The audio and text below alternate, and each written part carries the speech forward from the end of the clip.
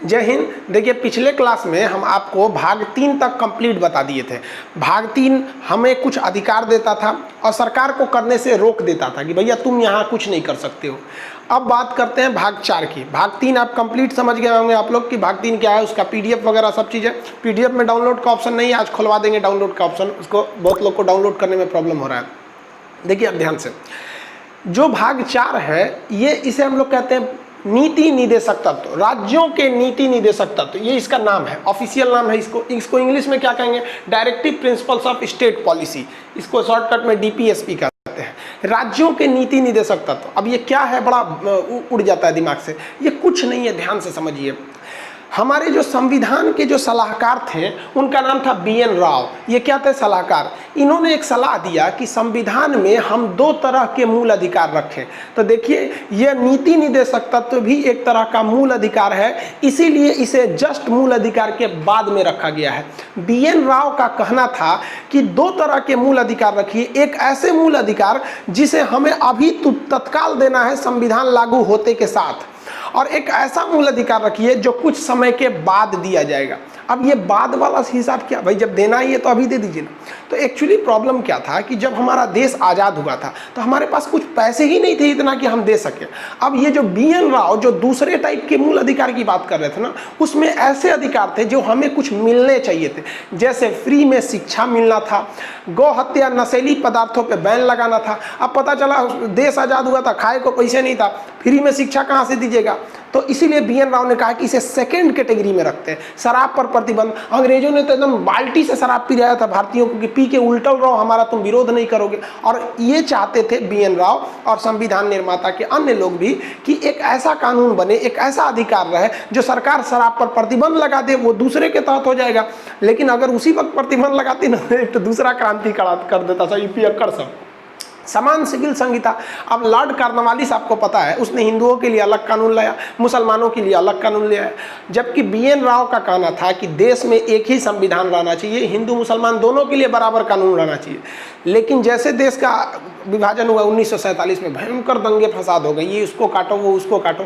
तो उन्होंने कहा कि भैया अगर इनको अभी जोड़ देंगे ना तो दिक्कत हो जाएगी। तो बीएन राव के प्रस्ताव पर सारे लोग रेडी हो गए कि हाँ 2 तरह के मूल अधिकार रहेंगे, कैटेगरी 1 और कैटेगरी 2। कैटेगरी 1 हम आपको पढ़ा दिए हैं, जिसे भाग 3 में रखा गया है, जिसे फंडामेंटल राइट मूल अधिकार कहते हैं। कैटेगरी 2 को भाग 4 में रखा गया है, जिसे हम लोग नीति निदेशक तत्व कहते हैं। तो principle directives of state policy is nothing more than that but is the second category of fundamental right which is given by our constitution due to the help of BN Rau. तो ये देखिए अब हम लोग समझते हैं, लेकिन आगे जाकर इसे कैटेगरी 1 कैटेगरी 2 नहीं कहा गया। अब ये जिम्मेदारी दी गई राजेंद्र प्रसाद, भीमराव अंबेडकर, ये लोगों की। अब आप लोग भी सुझाव दीजिए। तो भीमराव अंबेडकर ने कहा कि देखिए भाई साहब, हम एक काम करते हैं, लोग इसे आयरलैंड के संविधान से लाते हैं। तो जो इसे भाग 3 में तो मूल अधिकार है, भाग 4 में रखा गया है। और कहां से कहां तक रखा गया है, 36 से 51 तक। इसे कहां से लाया गया है, आयरलैंड के संविधान से। ससुरा यूपीएससी क्वेश्चन पूछा कि हम लोगों ने जो अपना principle directives of state policy नीति निदेशक तत्व है वो आयरलैंड से लाए हैं, यानी आयरलैंड की क्रांति से लाए हैं। जहां भी कहीं भी कोई सुधार होता है तो क्रांति होती है। हम लोग का भी जो सुधार हुआ था, आज़ादी की क्रांति थी। तो कहा गया कि आयरलैंड ससुरा कहाँ से लाया है, तो आयरलैंड भी स्पेन से लाया है। तो ये भी क्वेश्चन हो सकता है कि नहीं कि स्पेन कहाँ से लाया, तब तो खोजते रहिए कौन कहाँ से लाया है। नहीं भाई, स्पेन ने खुद इसे बनाया था। स्पेन ने क्या कहा था, खुद बनाया था। अब आप समझ लीजिए कि ये नीति निदेशक तत्व है क्या। नीति निदेशक तत्व कुछ ऐसे अधिकार हैं जो सरकार जनता को देना चाहती है, लेकिन सरकार के पास इतना पैसा ही नहीं है कि वो उसे दे सके। देना चाहती है लेकिन पैसा ही नहीं है उतना दे सके। जैसे आप हमसे पढ़ रहे हैं, हम भी चाहते हैं कि आप डायरेक्ट क्वेश्चन पूछें, और जब आप क्वेश्चन पूछें तो आप भी हमको दिखाई दें।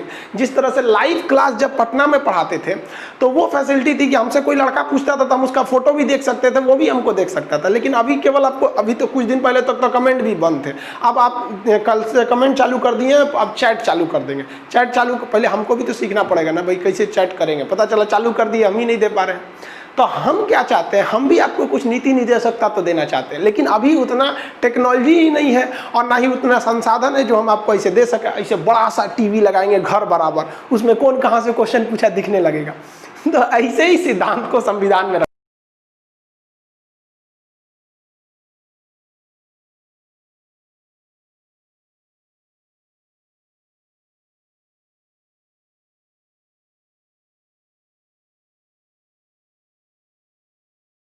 रखा गया, जो बहुत ही जरूरी थे, लेकिन पैसा और टेक्नोलॉजी नहीं था, इसलिए उसे भाग 3 में नहीं रखा गया। अब आप कहेंगे कि भाग 3 में क्यों नहीं रखा गया?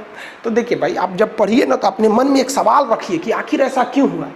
एक बात बताइए, अगर भाग 3 में रख देता कि सबके लिए समान सिविल संहिता रहेगी, महिलाओं को प्रसूति सहायता दिया जाएगा, विकलांगों लोग की सुविधाएं हैं, जो व्यक्ति बूढ़े हो गए हैं उन्हें बुढ़ापा में कुछ पैसे पेंशन दिए जाएंगे, ये किस में बोला गया? भाग 4 में। अब आप कल्पना कीजिए, अगर BN राव के हिसाब से, उन्होंने सही कहा था 2 कैटेगरी रखी है, अगर गलती से इसे कैटेगरी 1 जिसे आप मूल अधिकार कहते हैं उसमें रख देता, तो कोई ना कोई अनुच्छेद 32 का प्रयोग कर देता। 32 का प्रयोग करके हाईकोर्ट, सुप्रीम कोर्ट चल जाता, कहता हमरा चाहे तो ही हम लेंगे, हमको क्या चाहिए, बुढ़ापा में से पेंशन चाहिए, क्योंकि ये नीति निर्देशक तत्व है। और सुप्रीम कोर्ट उठा के मैंडेमस दे देता, परमादेश कि हम आदेश देते हैं सरकार को कि करिए, तब तो सरकार पगला जाती, पेंशनें देते देते मर जाती, सबको फ्री में स्कूल में शिक्षा देते देते मर जाती। तब कहा गया कि ना ना भाई, भाग 3 में इसीलिए नहीं रखा गया क्योंकि भाग 3 का जो रक्षक है वो सुप्रीम कोर्ट है। कहा गया कि भाग 3 में दिए गए जितने अधिकार है उसमें से कोई थोड़ा भी छीनता तो छोड़िए ना, थोड़ा कमी भी करता है तो 226 का प्रयोग करके आप अपने हाईकोर्ट में चल जाइए, 32 का प्रयोग करके सीधे सुप्रीम कोर्ट में घुस जाइए। इसीलिए इसे कहाँ रख दिया गया? भाग 4 में। और भाग 4 में रख दिया गया और कहा गया कि सुप्रीम कोर्ट इसमें हस्तक्षेप नहीं करेगी। देखिए कितना मस्त बोल दिया, कहा कि भाई साहब इसमें कोई हस्तक्षेप नहीं करोगे, ये सरकार की इच्छा पर डिपेंड करता है।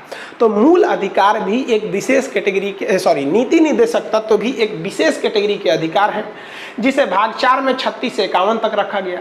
ये अधिकार आपको तभी दिए जाएंगे जब सरकार के पास इतने संसाधन या पैसा हो, या सरकार आपको देना चाहे। आप इसके लिए कोर्ट का दरवाजा नहीं खटखटा सकते हैं। इसीलिए केटी शाह नामक विद्वान ने क्या कहा है कि भारतीय संविधान का भाग 4 अर्थात नीति निर्देशक तत्व ये बैंक के उस चेक के हिसाब है, बैंक चेक देता है ना, उस चेक के जैसा है जिस चेक पर बैंक पैसा अपनी मर्जी से देती है। जबकि चेक हम काट देंगे आज के तारीख में, तो आज की तारीख में बैंक को पैसा देना पड़ेगा, लेकिन केटी शाह ने कहा कि ये एक ऐसा चेक है जो आप काट तो सकते हैं लेकिन बैंक अपने हिसाब से देगा। तो यह एक ऐसा मूल अधिकार है जो हमारे पास है लेकिन सरकार अपनी मर्जी से देगी। अब समझ में आ गया? तो BN राव ने जिसे कहा कैटेगरी 1 वो बन गया हमारा भाग 3 मूल अधिकार, और BN राव ने जिसे कहा कैटेगरी 2 वो बन गया हमारा नीति निर्देशक तत्व भाग 4। इतना तो समझ गए। अब अंबेडकर साहब ने कहा कि ये जो भाग 4 है इसमें इतनी अच्छी अच्छी बातें कही गई है कि बुढ़ापा में आपको पेंशन दिया जाएगा, आप पढ़े लिखे नहीं है फिर भी बूढ़े हो गए, आपको शौक आता है कि नहीं मुझे भी पढ़ना चाहिए। हमारा यूट्यूब पे कई आदमी वीडियो देख के ना हमको बेटा कहता है कमेंट में, बेटा बहुत अच्छा पढ़ा रहे हो। हम कह रहे भाई साहब मास्टर से बेटा हो गई लोग, क्यों? क्योंकि उनका उम्र 70 साल हो गया, किसी किसी का 60 साल हो गया, कह रहा है कि मुझे भी पढ़ने का शौक हो गया है। हम कहे चलिए भाई अच्छा बात है। तो वो कहा गया है नीति निर्देशक तत्व में कि बूढ़ा भी हो गया है ना तो उसे आप वृद्धा स्कूल खोल के पढ़ाइए। सोचिए अगर इसको भाग 3 में कह देता तो सोच रही है जवान को तो पढ़ने के लिए स्कूलें नहीं है, बूढ़ों को कहाँ पढ़ाएगा, इसलिए इसे कैटेगरी 2 में भेज दिया गया है। तो भीमराव अंबेडकर ने ये भाग 4 को देखा और खूब गहराई से देखा और रात भर विचार किया 36 से 51 तक में, और सुबह में बोला ना कि ये जो भाग 4 है ये समाज, ये सरकार को मजबूर करेगा कि आप लोक कल्याण कीजिए। लोक मतलब जनता, पब्लिक, और कल्याण मतलब वेलफेयर। भाग 4 जो है ना पब्लिक वेलफेयर के लिए है, पब्लिक वेलफेयर। CBSE वाले ध्यान देंगे, सब DPSP mainly for public welfare. ये किसने बोला था? भीमराव अंबेडकर ने। और इन्होंने कहा था कि ये 36 से 51 तक की चीजें अभी तो लागू नहीं है, लेकिन जिस समय एक ऐसा वक्त आएगा जब सरकार के पास संसाधनें हो जाएंगी वो उसे लागू कर देगा। जैसे इसी में बोला था 45 में कि सबके लिए अनिवार्य शिक्षा, लेकिन जब पैसा लागू हो गया तब अटल बिहारी वाजपेयी ने संशोधन करके 21 के 1 में जोड़ दिया ना कि शिक्षा का अधिकार। तो उन्होंने कहा जब ये पूरा लागू हो जाएगा ना तो समाज के अंदर एक सामाजिक यानी ऊंच नीच की भावना और आर्थिक यानी गरीब और अमीर की भावना खत्म हो जाएगी। इसीलिए इन्होंने कहा था सामाजिक आर्थिक लोकतंत्र की स्थापना कर देगा ये। और हकीकत में है जब 26 से 51 आ जाएगा ना तो समाज के हिसाब से ना आप ऊपर रहेंगे ना समाज के हिसाब से नीचे, ना ऊंचे जाति के रहेंगे ना नीचे जाति के रहेंगे। अब सोचिए अगर उसी समय लागू कर देता तो बवाल हो जाता ऊंचे जाति या छोटे जाति के बीच में। इसीलिए इन्होंने कहा कि ये आगे जाके लागू होगा। और आर्थिक लोकतंत्र, गरीब को सहायता दीजिए, अमीर को छोड़ दीजिए कि भैया तुम अपने से बढ़िए रहे, बढ़ते रहो। तो ये आप एक ओवरव्यू समझे कि नीति निर्देशक तत्व तो क्या है। हम आपसे आप क्वेश्चन पूछते हैं, फटाफट बताइएगा। 1 सेकंड ले लिए ना तो फिर तुम सोच रहे 1 सेकंड नहीं होना चाहिए। 1 सेकंड मतलब कौन सी, आधा सेकंड। बोलिए फटाफट। नीति निर्देशक तत्व तो किस भाग में है? मतलब अकेले में पढ़ा करो लोग, मम्मी पापा के सामने बैठल है, सब बोलने में शर्म लगेगा। भाग 4 बकलोल, अकेले में रहो, खूब तेज तेज बोलो, समझ में आ गया कि नहीं। आगे बताइए, किस देश से लाया गया? तो भाई आयरलैंड से लाया गया। किस कहा जाएगा कि आयरलैंड कहाँ से लाया था? कहाँ से लाया था? स्पेन से। भाग 4 अनुच्छेद 36 से 51, किसने कहा कि ये एक चेक के समान है? केटी शाह। किसने कहा था कि मूल अधिकार को 2 कैटेगरी में बांटा जाए? कैटेगरी 1 को मूल अधिकार बोला जाएगा, कैटेगरी 2 को नीति निर्देशक तत्व। संविधान के सलाहकार BN राव। ये आगे बताएंगे सब कुछ। संविधान कैसे बना ये लास्ट में पढ़िएगा, एकदम बनने के बाद। शुरुआत में पढ़ लेंगे तो कंफ्यूज हो जाएंगे कहाँ कैसे बना। बताइए तो, नीति निर्देशक तत्व कैसे समाज की स्थापना करता है? लोक कल्याणी समाज की स्थापना करता है। ये किस तरह का लोकतंत्र को लाएगा? तो सामाजिक एवं आर्थिक लोकतंत्र की स्थापना करेगा। इतना तक तो समझ में आ गया, ये मुख्य भूमिका रह गई इसके। अब इसके आगे समझते हैं जो एग्जाम में क्वेश्चन आएगा। अनुच्छेद से स्टार्ट करते हैं। अनुच्छेद कहाँ से पूछेगा भैया? 36 से पूछेगा। तो अनुच्छेद 36 में राज्य की परिभाषा दी गई है, क्योंकि ये नीति निर्देशक तत्व, ये इशारा, ये एक सलाह केवल राज्यों के लिए है कि राज्य अपनी नीति बताते समय इस तत्वों का ध्यान रखेगी, इसीलिए इसे कहा जाता है राज्य के नीति निर्देशक तत्व। कहेगा क्या भाग 4 किसी व्यक्ति पर लागू होता है? ना रे भैया, व्यक्ति पे लागू नहीं होता है। ये किस पर लागू होता है? ये राज्य पर लागू होता है। अब यही हो जाएंगे कंफ्यूजन।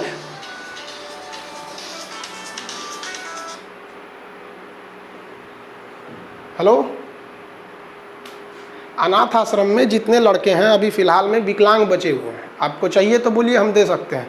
क्योंकि अभी कुछ दिन पहले एक तो वही लगभग 1.5-2 साल का लड़का था, ठीक ठाक था, उसे कोई लेके चला गया, गाय घाट का आदमी। विकलांग नहीं चाहिए? तब आप वेट कीजिए बाबू, तब फिर अभी तो जैसे अब हम कंफर्म भी तो नहीं कर सकते हैं कि कब कौन सा आएगा। ठीक है, ठीक।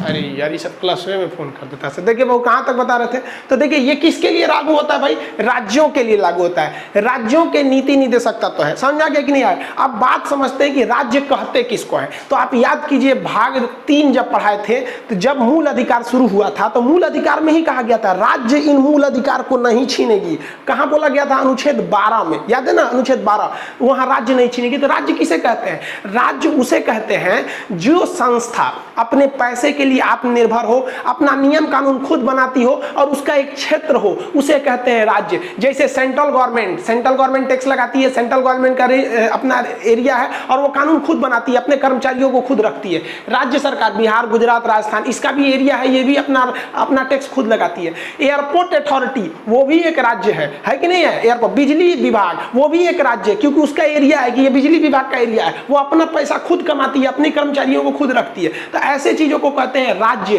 राज्य मतलब स्टेट गवर्नमेंट नहीं होता है, याद रखिएगा। पॉलिटी में टर्म्स बड़ी जरूरी है। तो इसमें राज्य की परिभाषा दिया गया है कि राज्य अपने यहाँ कानून बनाते समय इस सबका ध्यान देगी, मतलब देश भी ध्यान देगा, राज्य सरकार भी ध्यान देगी, बिजली विभाग भी ध्यान देगा। ही नहीं कि बिजली बिल मार दे, इतना करोड़ों रुपया बिजली बिल ले आ दे, ऐसा नहीं हो सकता है वहां पर। तो राज्य की परिभाषा दी गई है। पूरे संविधान में 2 जगह राज्य की परिभाषा, अनुच्छेद 12 जो मूल अधिकार के शुरू होते ही बता दिया गया कि राज्य छीनेगा नहीं, और भाग 3 में अनुच्छेद 36, यहां भी राज्य की परिभाषा दिया गया है कि राज्य ये सब चीजें देगी। तो 12 में बोला गया है कि राज्य छीनेगी नहीं मूल अधिकार को, ये भाग 3 के शुरू में ही बोल दिया गया। और भाग 4 शुरू होता है कहां से? अनुच्छेद 36 से। तो यही शुरू में भी बोल दिया गया राज्य ये सब का ध्यान रखेगी। 37 में कहा गया है कि राज्य अगर ये सब चीजें जो देने की बात कही गई है, लोगों की सहायता करेगी, पेट्रोल देगी, मतलब मिट्टी तेल फ्री राशन कार्ड पे देती है, अनाज देती है, ये सब चीजें देगी लोक कल्याण की। लेकिन अगर नहीं देती है तो न्यायालय में प्रवर्तनीय नहीं है। प्रवर्तनीय का मतलब होता है इनफोर्स। आप न्यायालय में चढ़ के नहीं ले लेंगे अनुच्छेद 32 का प्रयोग करके, कहेंगे खान सर पढ़ाए थे। अनुच्छेद ये भाग 3 नहीं है, ये भाग 4 है। ये सरकार की इच्छा पर डिपेंड करता है, आप इसे न्यायालय में प्रवर्तनीय नहीं है, और ना ही ये वाद योग्य है, मतलब इस पे मुकदमा भी नहीं कर सकते हैं। दिया चाहे नहीं दिया, भाड़ में जाइए। आपको आप देखे होंगे कभी कभी कोई सरकार आती है, वो पेंशन देती है। जैसे हम यूपी की बात बताते हैं, अखिलेश यादव की सरकार थी तो बूढ़े लोगों को हर महीने 500 वृद्धा पेंशन दिया जाता था। योगी आदित्यनाथ जी की सरकार आई, उन्होंने पेंशन बंद कर दिया। अब कोई गया बवाल करने, कर ही नहीं सकते हैं। अनुच्छेद 37 में बोला है ना ही आप इसे फोर्स कर सकते हैं, और ना ही इस पर मुकदमा लड़ सकते हैं, ना ही ये प्रवर्तनीय और ना ही ये वाद योग। वाद मतलब समझते हैं ना, वाद विवाद करना, कहते हैं ना काहे वाद विवाद कर रहा है, तो वाद विवाद भी इस पर नहीं कर सकते हैं। समझ में गया? कहेगा नीति निर्देशक तत्व तो किस पर लागू होता है? व्यक्ति पर नहीं, राज्य पर। क्या यह राज्य की जबरदस्ती लागू करा सकते हैं? नहीं। तो कैसे लागू कराएंगे? राज्य की इच्छा पर निर्भर है। तो अगर यहीं पे हम ब्रैकेट में अगर हम यहाँ लिख देते हैं समझने के लिए कि ये किस पर निर्भर है, तो किसकी इच्छा पर? राज्य की इच्छा पर। राज्य अगर आपको देना चाहेगा तो दे सकता है। ए भाई तू कहाँ से निकल गया रे? राज्य की इच्छा पर।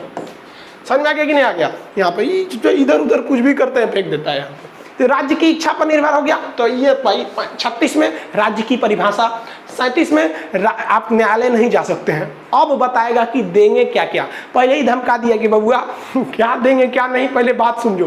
पहले ही बोल दिया है कि तुमको देगा कौन? राज्य देगी। और पहली बात समझो कि दिया चाहे नहीं दिया न्यायालय नहीं जा सकते हो, नहीं तुम बहस कर सकते हो। अब आते हैं 37 पे, 38 पे। आर्टिकल 38 क्या कहता है? लोक कल्याण की अभिवृद्धि। सरकार की ये जिस राज्य की, राज्य मतलब केंद्र सरकार, राज्य सरकार, बिजली विभाग, एयरपोर्ट अथॉरिटी, उसकी काम रहेगी लोक कल्याण की अभिवृद्धि को ध्यान रखना, पब्लिक वेलफेयर मेंटेलिटी रखना है, उसे हमेशा ध्यान रखना है। इसलिए रेलवे देखिएगा आपको कम से कम टिकट देता है, बहुत कम पैसा में देता है, जबकि वही प्राइवेट हो जाएगा तो महंगा हो जाएगा। तो राज्य सरकार को लोक कल्याण की बात करता है। अब ये लोक कल्याण कैसे होगा? तो देखिए इसमें आपको आजादी देता है। सामाजिक, आर्थिक एवं राजनीतिक न्याय। सामाजिक न्याय कैसे मिलता है? जो समाज में पिछड़े लोग हैं उन्हें एक्स्ट्रा पैसे दे दिए जाते हैं, एक्स्ट्रा छूट दे दिया जाता है, जो आरक्षण जिसे आप समझने लगते हैं। आर्थिक, जो गरीब लोग हैं उन्हें राशन कार्ड पे 2 रुपया किलो गेहूं मिल जाता है, 3 रुपये किलो चावल मिल जाता है। अमीर आदमी को मिलेगा नहीं। तो सामाजिक, जो छोटे मतलब कैटेगरी के जैसे SC ST में लोगों को थोड़ा प्रेफरेंस मिल जाता है, उनको और सस्ता राशन कार्ड मिल जाता है। आर्थिक, राजनीतिक न्याय भी है। आपको राजनीतिक न्याय है कि नहीं? हम चाहे कल को तो चुनाव लड़ सकते हैं कि नहीं? अपनी पार्टी बना लेंगे, स्टूडेंट पार्टी ऑफ इंडिया, और सीधे भाई स्टूडेंट्स के लिए आवाज उठाएंगे। बना सकते हैं कि नहीं? आप भी बन सकते हैं यार, हम समझाने के लिए बता रहे हैं। कौन जाएगा राजनीति में ससुरा वहां पे? तो सामाजिक, आर्थिक एवं राजनीतिक न्याय की बात है। और ससुरा UPSC फंसा दिया था। कैसे फंसाया था? इसी में UPSC का क्वेश्चन टफ नहीं होता है, वो खोजता है UPSC हमको ऐसा लड़का चाहिए ना जो पल पल पे ध्यान रखे।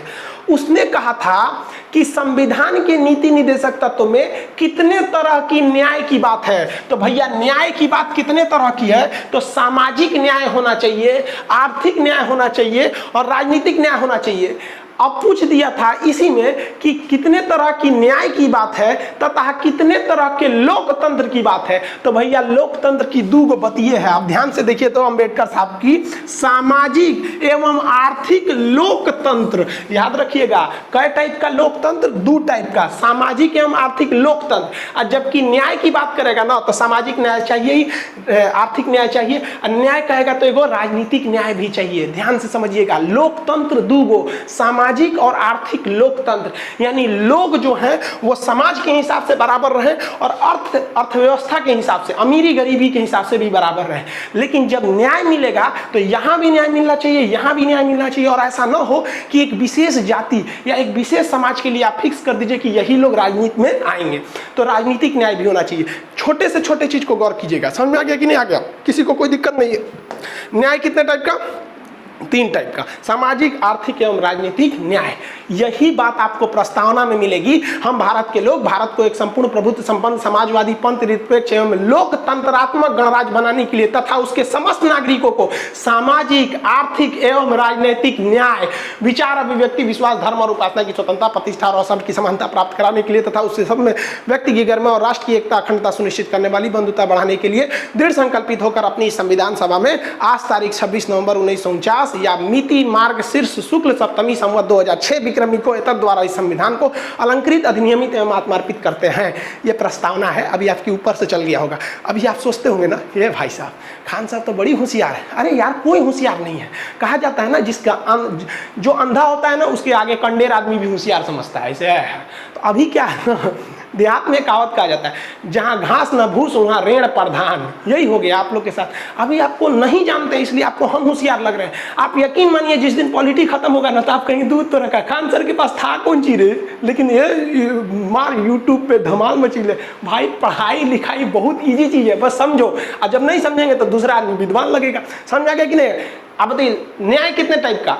तो ध्यान से सुनिए, न्याय सबको मिलना चाहिए, लोकतंत्र मिले ना मिले न्याय मिलना चाहिए। तो न्याय में कितने लोग, तीन तरह का, सामाजिक, आर्थिक एवं राजनीतिक न्याय। और लोकतंत्र में 2, सामाजिक और आर्थिक। समझ में आ गया? किसमें बोला है? 38 में। समझ में आ गया कि नहीं आ गया? तो न्याय करेगी, इसी के तहत सरकार आपको बहुत सारी चीजों को उपलब्ध कराती है, न्याय वगैरह देती है। लेकिन बताइए अगर नहीं देती है न्याय आपको समाज के हिसाब से, गरीब को गरीबे छोड़ देती है, अमीर को अमीरे छोड़ देती है, कुछ कर लीजिएगा? काहे नहीं कुछ कर पाइएगा? 36 से 51 के बीच में कुछ नहीं कर दीजिएगा। टुकुर टुकुर देखिए, जिस तरह घर में एक औकात होती है फूफा जी की, भाई नाश्ता दिलस तो ठीक है ना, तो कोनो दिक्कत नहीं। समझ गया? लेकिन फूफा को अगर ध्यान से देखिएगा ना, फूफा का इतिहास उठा के पढ़िएगा तो सोच रहा घर का दामाद था, और जब दामाद था ना तो बहुत इज्जत था। इसलिए याद रखिएगा, जो आज है वो कल नहीं रहेगा, इसलिए कोई भी चीज़ अस्थाई नहीं है। घर का दामाद ससुरा लगता है कि बाप रे राजा है, और वही दामाद जब पुराना होता है तो फूफा बन जाता है, कोई नहीं पूछता है उसको। तो देखिए 38 हो गया। 39 क्या कहता है? स्त्री और पुरुष को समान कार्य के लिए समान वेतन दिया जाएगा। अगर कोई काम महिला कर रही है, वही काम कोई पुरुष कर रहा है, तो सेम वेतन दिया जाएगा। हालांकि कहीं कहीं पे महिलाएं ज़्यादा काम कर देती हैं और कहीं कहीं पुरुष काम कर देते हैं। मेंटली वर्क में महिलाएं ज़्यादा अच्छा से काम कर देती हैं। सरकारी जगह जहाँ घूस की लेन देन होती है, वहाँ पुरुष से ज़्यादा महिलाओं को लगाना चाहिए, क्योंकि महिलाएं घूस नहीं ले पाती हैं। रीजन समझिए, बात देखिए, आप बात समझिए। घूस आप सरेआम किसी को नहीं दे सकते हैं, आप किसी को नहीं दे सकते हैं, साइड में ले जाके घूस देना पड़ेगा। तो पुरुष रहेगा तो इशारा कर दीजिए, चलिए ना साइड में, चल जाएगा, थमा दीजिए। और वहाँ महिला बैठल रहेगी तो क्या कहेंगे, मैडम चलिए ना साइड में, सोच रहे 2-4 तमाचा दे देगी आपको, वहीं शांत हो जाएंगे, काहे लिए साइड में ले जा रहे रे। तो इसमें घूस देने की संभावना कम हो जाती है। तो कहा गया है स्त्री और पुरुष दोनों को अगर समान काम कर रहे हैं तो समान वेतन दिया जाएगा। जैसे अगर कोई महिला टीचर है, कोई पुरुष टीचर है, सेम सब्जेक्ट का है तो सेम सैलरी दी जाएगी। ऐसा भी होता है सब्जेक्ट वाइज सैलरी बढ़ घट जाती है। अब कोई ड्राइंग का टीचर है, कोई फिजिक्स का टीचर है, एक के सैलरी दी जाएगा, वो आके भंटा बना के चल गया, गोल बैगन, लंबा बैगन, हरा बैगन, सफेद बैगन, पर्पल बैगन, उतने सैलरी दीजिएगा जितना वो फिजिक्स पढ़ा रहा है, नहीं ना। तो समान काम कैटेगरी से होना चाहिए। अब बिहार के कुछ लोगों को लग गया कि खान साहब तो पढ़ाए हैं समान काम के लिए समान वेतन। चलिए अब ध्यान से समझिए। तो बिहार के लोग क्या कर गए, वो कूद चढ़ गए कहाँ पे, कोर्ट में चले गए। कहा गया कि देखिए संविधान में लिखा गया है समान काम के लिए समान वेतन। जो नियोजन वाला मास्टर है टेम्पोररी, उसका सैलरी कम है, और जो परमानेंट मास्टर है उसका सैलरी ज़्यादा है, जबकि संविधान में बोला गया है कि समान काम के लिए समान वेतन। तो कोर्ट ने कहा कि रे ससुरा कहीं का, तेरे दोनों कंसेप्ट गलत लेके आया है। पहला कि ये नीति निर्देशक तत्व तो है, खान से ना पढ़ा है कि न्यायालय में नहीं जा सकता है तुम लोग। दूसरा ध्यान से समझिए, लेकिन न्यायालय ने इन्हें एक्सेप्ट कर लिया, क्योंकि यहाँ स्त्री और पुरुष की बात नहीं थी। कोर्ट ने समझाया कि देखिए समान काम के लिए समान वेतन की चर्चा महिला और पुरुष के लिए है। महिला अगर वही काम कर रही है, पुरुष वही काम कर रहा है, तो सेम सैलरी दी जाएगा। जो परमानेंट टीचर है उसमें अगर महिला है और पुरुष है, दोनों को सैलरी बराबर है, 60-60 हजार। और जो नियोजन वाला मास्टर है वो महिला है पुरुष है, दोनों का सैलरी बराबर है, 10-10 हजार दे देता है। ये राज्य सरकार की जिम्मेदारी है अपने पैसा के हिसाब से इन्हें बराबर करे। समझ में आ गया कि नहीं आ गया? किसी को दिक्कत? देखिए टीचर में एक खराबी समझिए, हम खुद टीचर हैं, हम आपको बताते हैं। टीचिंग जो है ना वो 2 तरह से होता है। एक होता है पैशन होना चाहिए, दिल से ख्वाहिश होना चाहिए, नहीं हमें पढ़ाना है। और एक होता है कि चलो हम बीटीसी कर लेंगे, सरकारी नौकरी हो जाएगा, गांव में रहेंगे, खेतियों देख लेंगे, ससुरालियों चल जाएंगे, पढ़ाइयों देंगे। This is a bad teacher. ऐसा नहीं होना चाहिए। टीचिंग जो है ना, एक तरह अगर टीचर अच्छा मिल गया आपको ना तो आपकी ज़िंदगी स्वर्ग बना देगा, चौपट मिला ना तो यही नरक बना देगा। सरकारी स्कूल में आप दिल पे हाथ रख के बताइए कितने % सरकारी स्कूल के टीचर से आप संतुष्ट होंगे? नहीं होंगे। गवर्नमेंट को भी एक करना चाहिए कि भाई आप एक ऐसा प्लेटफॉर्म, जैसे यूट्यूब कैसा एक अच्छा प्लेटफॉर्म है, कोई टीचर अच्छा पढ़ाएगा, मार सब्सक्राइबर धड़ाधड़ बढ़ेंगे, सब लाइक शेयर सब्सक्राइब सब बढ़ेगा, ऑटोमेटिक बढ़ेगा। और जहाँ उल्टा सीधा पढ़ाएगा डिसलाइक मार के चल जाएगा सब। तो इस तरह का एक तो ऐसा प्लेटफॉर्म होता है ना जिसमें सारे सरकारी टीचर रहते हैं और वहाँ लड़के आके उन्हें रेटिंग देते हैं, अच्छा पढ़ाएं तो लाइक और नहीं पढ़ाएं तो डिसलाइक। अब पता भी नहीं चलता है कौन लाइक किया कौन डिसलाइक किया। ऐसा भी होना चाहिए, लेकिन ये बड़ी लंबा खर्चीला प्रोग्राम हो जाएगा, फिर आपको एक प्लेटफॉर्म बनाना पड़ेगा टेक्निकल चीज़ों को। लेकिन सारे टीचर्स को कहते हैं कि आप समझिए, लड़का बहुत कम दिमाग का हो, दिमाग तेज होता है लेकिन जानता कम है, इसलिए आप अपने नॉलेज को एकदम नीचे लाइए और उस भाषा में पढ़ाइए जिस भाषा में बचवा समझता है। समझ रहे हैं लोग ना? आप लोग को कौन भाषा, ठेठ भाषा समझ में आता है, जो देखे हैं लोग, किताबी भाषा समझ में नहीं आता है। तो ध्यान से समझते हैं आगे। ये समझ में आ गया ना? समान काम के लिए स्त्री और पुरुष को समान वेतन दिया जाएगा। अब बात करते हैं इसी 39 के क में। देखिए जहाँ क ख ग देख लीजिएगा ना, तुरंत समझिएगा ससुरा के बाद में जोड़ ले है के।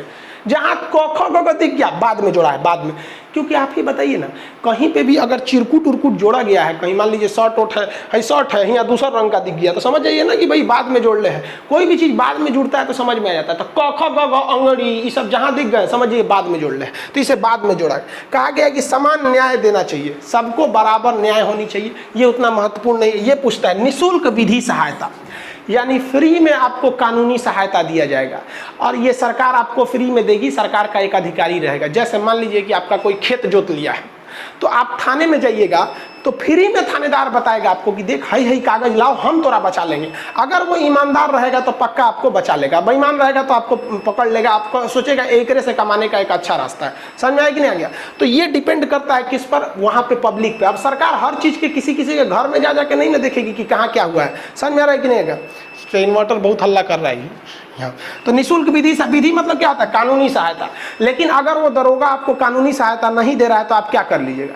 कुछ भी नहीं कर पाइएगा, आपका कुछ नहीं चलेगा वहाँ पर। आपको निःशुल्क विधि सहायता अगर सरकार देती है तो ठीक है, और नहीं देती है तो शांति से चुपचाप रह जाइए। ये समझ में आ गया आपको? 39। अब देखिए पूरा एक ही बार में पढ़ लेंगे तो दिक्कत हो जाएगा। 40 तक पढ़ा देते हैं, फिर नेक्स्ट क्लास में उसको समझाएंगे। 40 समझिए ध्यान से। 39 समझ में आ गया कि नहीं आ गया? 39 के क में क्या बोला है भाई साहब? 39 के क में बोला है कि स्त्री पुरुष को समान काम के लिए समान वेतन दिया जाएगा। सॉरी 39 के क में निःशुल्क कानूनी सहायता दिया जाएगा। 40 में बोला गया है ग्राम पंचायत। अब इसमें लेके बवाल हो गया 40 में। देखिए 40 को लेके मेन बवाल क्यों हुआ था, ध्यान से समझिए। अनुच्छेद 40 कहता है कि ग्राम पंचायत, हर गांव में एक पंचायत होगा। आप लोग के यहाँ भी है ग्राम पंचायत, सबके गांव में अगर रहते होंगे तो। लेकिन ये शुरू से नहीं था। महात्मा गांधी कहते थे कि भारत गांव का देश है। गांधी जी का कहना था ग्राम पंचायत रहेगा। लेकिन अंबेडकर साहब का कहना था कि जहां ग्राम पंचायत खोलेंगे ना तो गांव का मुखिया और प्रधान सब पैसा घोट जाएगा, इससे पूरे गांव को फायदा नहीं होगा, मुखिया को होगा। तो गांधी जी कहते थे अरे भैया, मानते हैं कि केंद्र सरकार अगर गांव को 100 रुपया देगी तो मुखिया 100 का 100 थोड़े घोट जाएगा। मान लीजिए कि रास्ते में घोटाते घोटाते मुखिया को पैसा पहुंचा 50 रुपया, मुखिया रख लिया 20 रुपया, तो कम से कम 30 रुपया तो गंगा को पहुंचेगा। अंबेडकर साहब तू कह रहा हो कि गांव पंचायतें मत रखिए, तो 1 रुपया नहीं पहुंचेगा। और धीरे धीरे कोई ना कोई आएगा जो नेता ईमानदार होगा, एक बदलाव को लाएगा, ईमानदारी ज़्यादा दिखेगी वहाँ पर। तो उसलिए महात्मा गांधी चाहते थे ग्राम पंचायत लागू होगा, अंबेडकर चाहते थे नहीं लागू होगा, लागू होगा नहीं लागू होगा। अब भाई साहब दोनों बहुत तगड़ा अपने आप में थे लोग, ना आप अंबेडकर को नकार सकते हैं ना गांधी को नकार सकते हैं। अब बवाल हो गया, अब इसमें समझा दिया अब कौन चीज़ होगा। तब इसी में काम आता है बिहारी। जहाँ कुछ नहीं, जहाँ झगड़ा नहीं लग रहा है वहाँ लगाना है तो बिहारी को देख दीजिए, और झगड़ा नहीं सुलझ रहा है तब वो दे दीजिए। दोनों में ही आगे रहते हैं सब, मार धार में भी सल्टाने में भी। तो राजेंद्र प्रसाद पहुंचे, कहीं काहे लिए लड़ रहे हैं आप लोग जी? तो अंबेडकर साहब कह रहे हैं कि पंचायत नहीं रहेगा, और गांधी जी कह रहे हैं कि जब तक हम जिंदा हैं पंचायत ला के रहेंगे। तो अंबेडकर कहते तू जिंदे कितना दिन रहेगा? अरे ऐसे मजाक कर रहे हैं। तो अंबेडकर साहब को समझाएं और राजेंद्र प्रसाद ने गांधी जी को भी समझाया कि देखिए महाराज एक उपाय बताते हैं, नीति निर्देशकता तो है ना, एकरे में डाल देते हैं, न्यायालय इसमें हस्तक्षेप करेगा नहीं, यानी कोई जबरदस्ती लागू नहीं करा सकता है। जिस राज्य को लगेगा कि भाई हमारे यहाँ पंचायत रहना चाहिए वो राज्य लागू कर लेगा, क्योंकि राज्य की नीति निर्देशक सिद्धांत में है। और जिसे अंबेडकर साहब अच्छे लगेंगे कि ना हम पंचायत नहीं रखेंगे, नहीं लागू करेगा। दिल्ली में आज तक पंचायत लागू नहीं है, अंबेडकर साहब के सिद्धांत पर नहीं चलता है। अलग बात है दिल्ली में गाँवें कहाँ है, और जहां राज्य को अच्छा लगेगा वहां पंचायत लागू कर देगा। तो गांधी जी कहे हाँ ये नंबर ठीक है, अंबेडकर साहब भी कहे हाँ ये ठीक है। देखिए राजेंद्र प्रसाद को, भारत के पहले राष्ट्रपति, सल्टा दिया। अब इसको कहाँ डाला जाए? तो बाकी अनुच्छेद 40 में डाल दिया। लो भैया, अब इसी के तहत राजस्थान पहला राज्य था जिसने पंचायती राज को लागू किया था। किस दिन लागू किया था? 2 अक्टूबर 1959। 2 अक्टूबर काहे चुना रे भैया? गांधी जी का जन्मदिन। और अगर अंबेडकर साहब को मिर्चा लगाना है तो अंबेडकर जयंती के दिन पे ग्राम पंचायत लागू कर दी, उनके आत्मा को तकलीफ होगा। तो क्या जरूरत है आत्मा को तकलीफ देने की? जब अंबेडकर साहब ग्राम पंचायत के फेवर में नहीं थे तो उनके जयंती पे करने की क्या जरूरत है? गांधी जी ग्राम पंचायत के फेवर में थे, उन्हीं के जयंती पे मना दिया जाता है पंचायत के लिए। समझ में आ गया कि नहीं आ गया? डेट बाई डेट समझिएगा। 2 ही अक्टूबर को क्यों लागू किया गया? क्योंकि गांधी जी एकदम कट्टर समर्थक थे कि पंचायत हो गई, और ज़रूरी भी है पंचायत। पंचायत आपको पढ़ाएंगे, ये आर्टिकल 243 में रखा गया है, इसे 73वां संशोधन के द्वारा। फिर आप कहेंगे कि ले खान साहब कौन सी पढ़ाते हैं आप? अभी बोल रहे हैं 40 में, अभी बोल रहे हैं कि 40 से हटा के 243 में, 243 के क में रख दिया गया। रे बबुआ, जब तक कि 40 में रहेगा ना तब तक ये राज्य की मर्जी पर है, लागू करो नहीं तो मत लागू करो। इसको उठा के कहीं और ले जाइएगा तब ना कंपलसरी बनाइएगा रे मेरे भाई। तो इसीलिए इसको उठा के ले गया 243 में, समझ में गया। जैसे अनुच्छेद 45 में था शिक्षा का अधिकार, तो उठा के लाया कि नहीं 21 के कम है, नहीं तो कोनो देवे नहीं करता। 40 तक समझ में आ गया कि नहीं आ गया आपको? फटाफट रिवाइज कीजिए। नीति निर्देशक तत्व कहाँ से आया है? आयरलैंड से। आयरलैंड कहाँ से लाया था? स्पेन से। किस भाग में? 4, अनुच्छेद 36 से 51, समझ में आ गया। इसे चेक की उपाधि किसने दिया था? केटी शाह ने।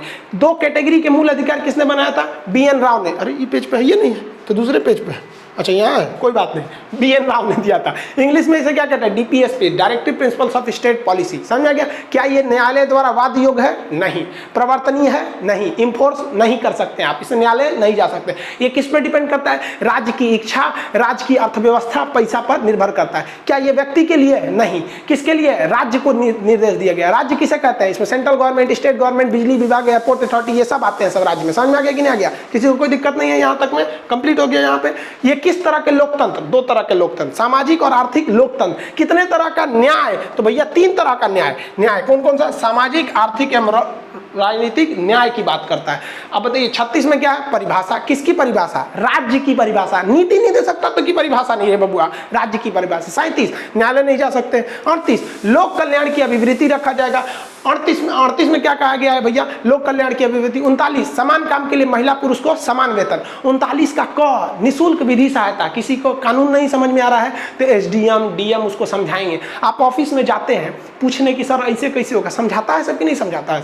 लेकिन समस्या क्या होती है कि लोग लगते हैं नौटंकी करने। अभी हमारे पास कॉल आया था ना, उनको चाहिए था अनाथ आश्रम से बच्चा। हमारे पास अभी लगभग 45 बच्चे हैं, विकलांग है सर। अब वो लग रहे थे हाँ सर आपका अनाथ आश्रम चलता है। अरे भाई सीधे पॉइंट पे आओ ना कि भाई चाहिए क्या चीज़, समझ में आएगी कि नहीं। तो आप सरकारी ऑफिस में जाइएगा ना तो सीधे टू द पॉइंट जाइएगा और लिख के ले जाइएगा। सर ये लिखित ले लीजिए, टू द पॉइंट बोलिएगा, आपकी बात को सुनेगा, नहीं तो उसको पास इतना टाइम नहीं है। तो ये 39 हो गया। 40 में बताइए तो ग्राम पंचायतों के लिए क्या बोला गया है कि भाई ग्राम पंचायत की स्थापना रहेगी किसमें? 40 में। अब ये सब चीज़ों को हम कल पढ़ाएंगे, क्योंकि आज ही पढ़ा देंगे ना तो पूरा कंफ्यूज हो जाएंगे। 40 तक समझ में आ गया कि नहीं आ गया? 40 तक बहुत इंपॉर्टेंट है। अब ये सब थोड़ा सा कॉम्प्लिकेटेड हो जाते हैं सर, इसको समझा देंगे हम नेक्स्ट क्लास में। समझ में आ गया कि नहीं आ गया? जय हिंद, अगले क्लास में मिलेंगे।